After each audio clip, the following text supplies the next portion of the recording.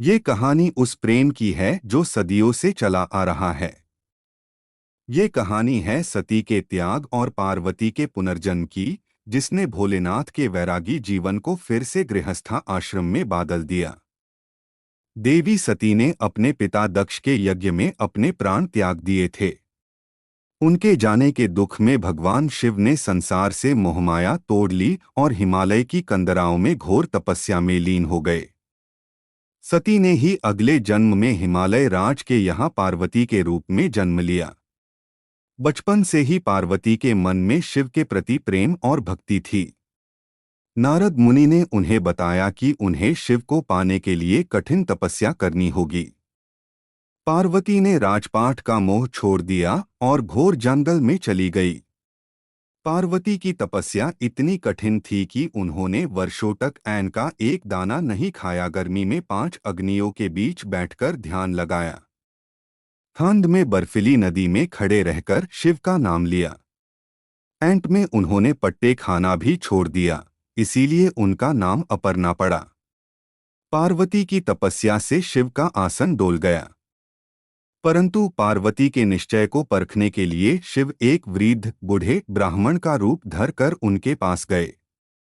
ब्राह्मण ने शिव की बुराई करनी शुरू की। तुम उस भभूत लगाने वाले और शमशान में रहने वाले से विवाह क्यों करना चाहती हो? पार्वती ने क्रोध में आकर कहा, आप महादेव के वास्तविक स्वरूप को नहीं जानते।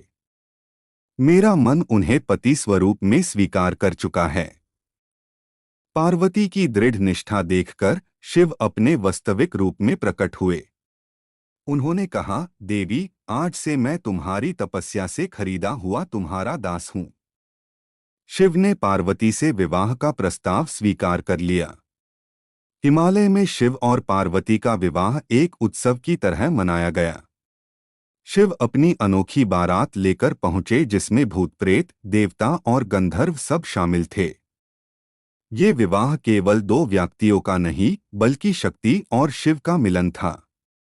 शिव का बैरागी बनना, हिमालय के घर देवी का आना, हजारों सालों तक बिना फल फूल के ध्यान, शिव का ब्राह्मण रूप में पार्वती के प्रेम को परखना, शिव और पार्वती का महाविवाह। शिव पार्वती महाविवाह। विवाह से पहले नारद मुनि ने हिमालय राज के दरबार में लग्नापत्रिका पढ़ी।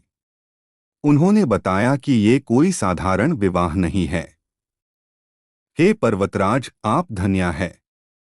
जो योगी ध्यान में भी मुश्किल से दिखते हैं, वो आज आपके जमाई बनने जा रहे हैं। ये सृष्टि का पहला विवाह है जो काल से पेयर है। सप्तऋषियों ने आकार विवाह की तिथि निश्चित की, जिसे सुनकर समस्या ब्रह्मांड में खुशी की लहर दौड़ गई। देवलोक की अप्सराओं इंद्रानी, रोहिणी और अन्य देवियों ने नीचे आकार माता पार्वती को हल्दी लगाई। पार्वती का शेर कंचन गोल्ड की तरह चमक रहा था। उन्हें दिव्या वस्त्र पहनाए गए। पार्वती के मन में केवल एक ही ध्वनि थी, ओम नमः शिवाय। उनका हर श्रृंगार महादेव के लिए था, क्योंकि उन्होंने हजारों वर्षों तक इसी दिन की प्रतीक्षा की थी। शिव की बारात निकलते ही एक अनोखा नजारा दिखा। कुछ बरतियों के मुख नहीं थे, तो कुछ के बहुत सारे मुख थे। कुछ के हाथ नहीं थे, तो कुछ के ढेरों हाथ थे। भूत और पिशाच ढोल नागड़ों की जगह हड्डियों और डमरुओं की ध्वनि पर नाच रहे थे। विष्णु जी गरुड़ पर सवार थे और ब्रह्मा जी अपने हंस पर। सभी देवता अपने अपने वाहनों पर सजे धजे थे, लेकिन सबकी नजर उस औघड़ पर थी जो बेल नंदी पर बैठा था। जब बारात द्वार पर पहुंची, तब परछन द्वार पूजा की रस्म हुई। जैसे ही माता मैना ने शिव के गले में सांप और उनका भयानक रूप देखा, उनके हाथ से पूजा की थाली गिर गई। वो मूर्छित फेंट हो गई। मैंने अपनी फूल जैसी बेटी के लिए ये क्या वार चुना? इसे अच्छा तो मैं उसे जहर दे देती या कुएं में फेंक देती।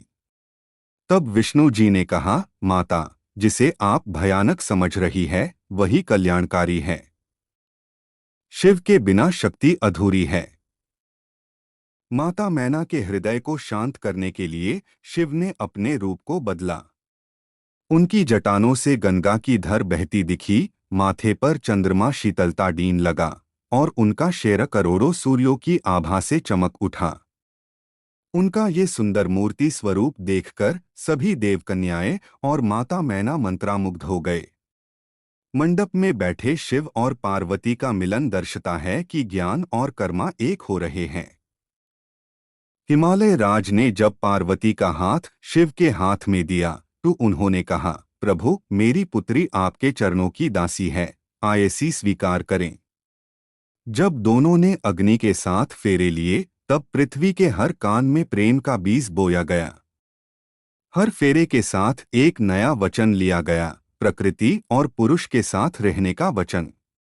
विदाई के समय पूरा हिमालय मगीन था। पार्वती अपनी मां से लिपटकर रोई। उन्होंने अपने घर की दहलीज पर खड़े होकर पीछे की तरफ चावल फेंके, जो इस बात का प्रतीक था कि उनके जाने के बाद भी उनका मायका धन्या रहे।